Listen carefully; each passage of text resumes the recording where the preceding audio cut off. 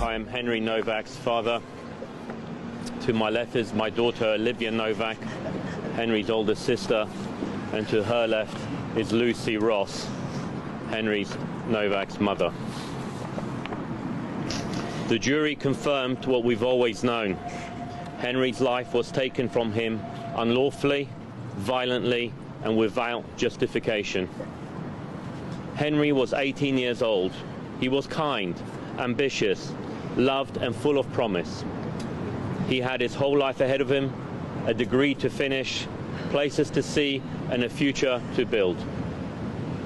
That future was stolen from him, and no verdict or sentence will ever give it back. Henry did nothing wrong. He was one of the kindest, friendliest, and most inclusive people you could ever hope to meet. He was amazing in every way.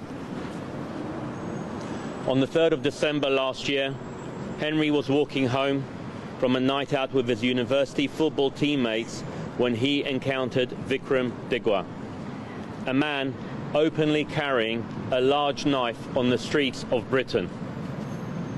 That knife was used to take Henry's life. He should have been safe walking home. Instead, he became another young life lost to the brutal reality of knife crime in this country. Henry had been stabbed multiple times, and as his chest filled with blood, he tried to escape. He was chased, abused, and filmed by Vikram Digwa and others. When police arrived, Henry was lying on the floor, barely able to sit up and plainly in severe medical distress. With his final words, he told officers that he could not breathe. He told them he had been stabbed.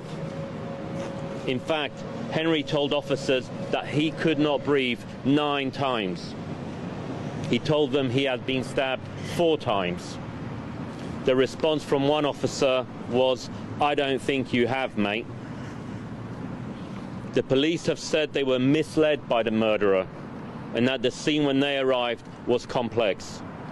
Unfortunately, it seems to us the truth is much simpler. The police were told by our son himself and by a member of the public who called 999 that they heard someone shout that they had been stabbed. But the police did not believe them. Henry was pulled across the gravel, his hands forced behind his back, and he was placed in handcuffs. Instead of being treated as a dying victim, police formally arrested Henry for assault and read him his rights. That was the last thing he heard.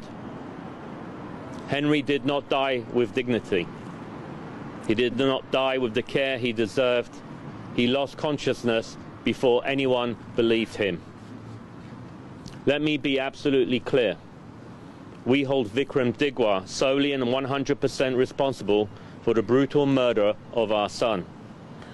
But Henry should not have died on the streets of Southampton in police custody.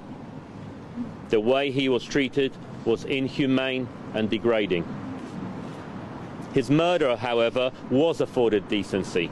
He was believed. He was not handcuffed when arrested. He was not handcuffed when transported to the police station. As far as we understand, he was never handcuffed at all. And, as Vikram Digwa himself told the court, whilst under arrest for Henry's murder, police even took him to the kitchen so he could choose his food. The contrast is unbearable.